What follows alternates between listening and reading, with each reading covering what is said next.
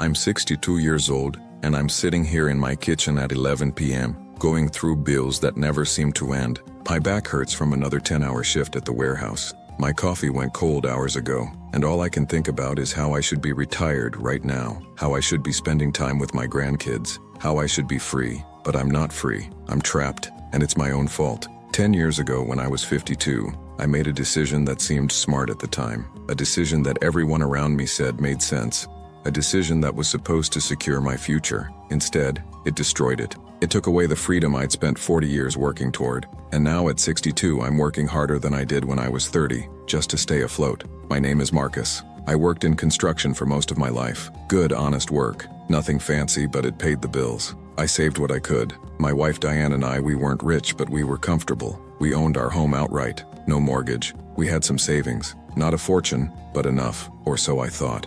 When I turned 52, I started thinking seriously about retirement. I wanted to work maybe 5 more years, then stop, spend time with family, maybe travel a little. Nothing extravagant, just rest. I'd earned it. 40 years of waking up at 5 a.m., coming home exhausted, missing family dinners, working weekends. I'd earned the right to slow down. That's when my bank manager called me in for a meeting. He said he had some opportunities I should know about. Said I was at the perfect age to maximize my retirement assets. He used words like wealth optimization and secured growth. He made it sound so professional, so safe, and I trusted him. Why wouldn't I? He worked for the bank. He wore a nice suit. He had charts and graphs. He seemed to know what he was talking about. Looking back now, sitting here with these bills spread across my kitchen table, I realize how naive I was, how dangerously trusting, how much I didn't know about what I was actually signing up for. But back then, at 52, I thought I was making the smart choice, the responsible choice, the choice that would finally give me the freedom I'd worked my whole life for.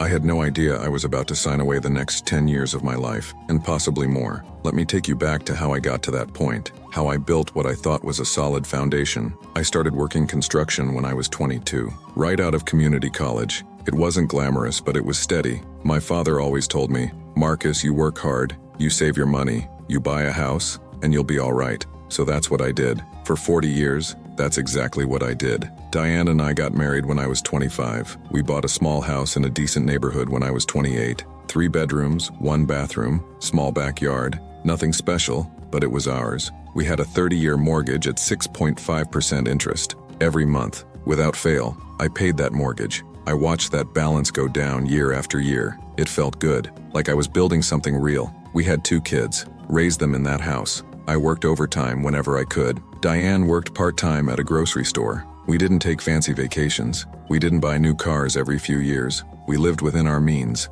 We saved. By the time I was 50, we'd paid off that house completely. Owned it outright. No debt. That was one of the proudest moments of my life. I also had a 401k through work. Not a huge amount, but it was something. Maybe $180,000 by the time I was 52. Plus, we had about $40,000 in savings. In total, we had maybe $220,000 in liquid assets, and a house worth about $280,000. For people like us, that felt like security. That felt like we'd done everything right. That's when the bank manager reached out. His name was David. Clean-cut guy, maybe 40 years old. Confident smile. He sat me down in his office and told me I was sitting on dead equity. That phrase stuck with me. Dead equity. He said my house wasn't working for me anymore. He said at my age, I needed to make my assets grow, not just sit there. He proposed 2 things. First, a reverse mortgage on my house. He said I could access the equity without selling it, without monthly payments, and still live there. He said it was designed specifically for people my age. Second, he wanted me to take that money from the reverse mortgage plus a chunk of my savings and invest it in the bank's premier growth portfolio. He showed me projections, 7 to 10% annual returns, guaranteed security, FDIC insured accounts. I asked questions. Not enough questions, but I asked some. He had answers for everything. He made it sound foolproof. He made it sound like this was what smart people did at my age, and I wanted to be smart. I wanted to make sure Diane and I would be okay, so I signed. I took out $150,000 in a reverse mortgage. I moved $100,000 from my savings and 401k into their investment portfolio. In total, I put $250,000 into what I thought was a secure, smart financial plan. David shook my hand, told me I'd made an excellent decision, told me to check back in a year and I'd see the growth. I went home feeling proud, feeling like I'd finally graduated to the next level of financial maturity. Diane was nervous, but I reassured her. I told her the bank knew what they were doing. I told her we were going to be fine, better than fine. For the first year, everything seemed okay. I got statements showing modest growth. Nothing spectacular, but it was growing.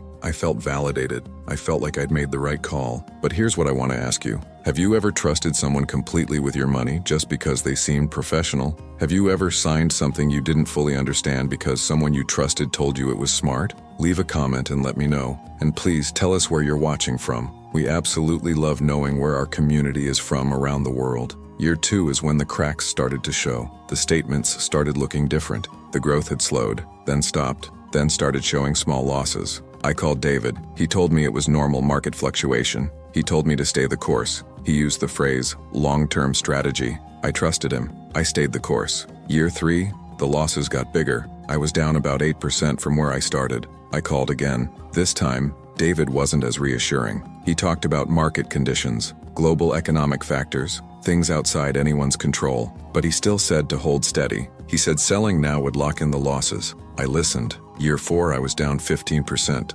That's when I started to panic. That's when I started reading the fine print of everything I'd signed. And that's when I discovered the truth. The reverse mortgage wasn't just a simple loan against my house. It had compound interest. Interest on the interest. Every month the amount I owed grew, even though I wasn't taking any additional money out. What started as $150,000 was now $178,000, and it was accelerating. The investment portfolio wasn't as secure as I thought. There were fees, management fees, advisory fees, transaction fees, fees I'd never noticed before, fees that ate into any gains, and the guaranteed security only applied to certain accounts, not the ones David had put most of my money into. I started doing the math, really doing it. With the investment losses and the growing reverse mortgage balance, I wasn't just failing to grow my wealth, I was actively losing it, fast. Year 5, I was 57 years old, the age I'd planned to retire. Instead, I was watching my financial foundation crumble. The investment portfolio was down 22% from my initial investment. The reverse mortgage balance was now $195,000. I'd lost over $55,000 in investment value, and I now owed $45,000 more on my house than when I started. I went back to the bank. David was gone, transferred to another branch. The new manager looked at my accounts and basically told me I'd made poor investment choices, as if it had been my idea, as if I'd chosen this path. They offered to help me restructure, which really meant taking out more loans to cover the losses. I said no, I'd learned my lesson, but the damage was done. By year 7, I was 59. I should have been counting down to retirement. Instead, I was facing the worst financial crisis of my life. My portfolio had recovered slightly but was still down 18% overall. The reverse mortgage was now $215,000. I'd lost nearly $100,000 in total value, and I was running out of time to fix it. That's when Diane and I had the conversation I'd been dreading. Sitting at our kitchen table late at night, both of us exhausted. She looked at me with tears in her eyes and asked, "What are we going to do?" And I didn't have an answer. For the first time in our marriage, I had no answer. We couldn't retire, not anymore. I'd have to keep working. She'd have to keep working. The dream we'd built for 40 years was gone, and it was my fault. I want to take a moment here to thank you for watching this far. I know this isn't easy to hear. It wasn't easy to live through, and it's not easy to share. But if you're still here, it means this story matters to you. And I promise you, the most important part is still coming. What happens next changed everything. So please, stay with me. I'm 62 now, and I'm still working 50 hours a week. Not because I want to, because I have to. After that conversation with Diane, reality set in. We had two choices, lose the house or keep working. We chose to keep working. I picked up extra shifts. Diane went from part-time to full-time. At 59 and 62, we were working harder than we had in our 30s. The physical toll has been brutal. My knees are shot from years of construction work. My back hurts constantly. There are mornings I can barely get out of bed, but I get up anyway because the bills don't stop. The reverse mortgage interest doesn't stop. The fees don't stop. The emotional toll has been worse. I watch my friends retire. I see them traveling, spending time with their grandchildren, finally relaxing after decades of work. That should be me. That should be us. Instead, Diane and I are exhausted all the time. We're irritable. We argue about money constantly, something we rarely did before. Our grandson just turned 8. I've missed most of his childhood because I'm always working. He barely knows me. That crushes me. I worked my whole life so I could eventually have time for moments like these, and I robbed myself of them by trusting someone I shouldn't have. The reverse mortgage is now up to $238,000, on a house worth maybe $310,000 in today's market. If I died tomorrow, Diane would get $72,000 from the house we spent 30 years paying off. $72,000. That's what 40 years of work and sacrifice boiled down to. Because of one decision, one 10-year mistake, the investment portfolio has partially recovered. It's currently worth about $95,000. So from the original $100,000 I invested from savings and retirement, I've lost $5,000 plus 10 years of potential growth. If I'd just left that money in a basic index fund, it would probably be worth $180,000 today. Instead, it's worth less than when I started. But the real loss isn't just money. It's time. It's freedom. It's peace of mind. It's the retirement I'll never have. It's the relationship with my grandson that I'll never get back. It's watching my wife work herself to exhaustion at 59 when she should be resting. It's knowing that I did this. I chose this because I trusted the wrong person at the wrong time. I think about it every single day, every time I clock in for another shift, every time I see my friends posting vacation photos on Facebook, every time Diane comes home with swollen feet from standing at the grocery store all day, every time my grandson asks why Grandpa is always too tired to play. I trusted a man in a suit who made it sound like he had my best interest at heart. He didn't. He had his commission's best interest at heart. He had the bank's best interests at heart. I was just a number, a quota, a bonus check for him. And the worst part? I let it happen. I didn't ask enough questions. I didn't do my own research. I didn't seek a second opinion. I just trusted. And trust, when it's misplaced, costs more than money. It costs years. It costs freedom. It costs everything you worked for. We'll probably have to work until we're 70, maybe longer. The reverse mortgage will keep growing. Our house, the one thing we worked so hard to own, will barely leave anything behind. We'll never have the retirement we planned. We'll never have the freedom we earned. That's the price I'm paying for 10 years of blind trust. If I could go back to age 52 and talk to myself, here's what I'd say. Question everything. I don't care how professional someone seems. I don't care what credentials they have. I don't care if they work for a bank, a financial advisory firm, or the government itself. If someone is trying to convince you to move your money, to restructure your assets, to make big changes to your financial life, question everything. Ask for time. Tell them you need to think about it. Tell them you need to talk to your spouse, to your kids, to someone you trust. Don't let anyone pressure you into making quick decisions about your life savings.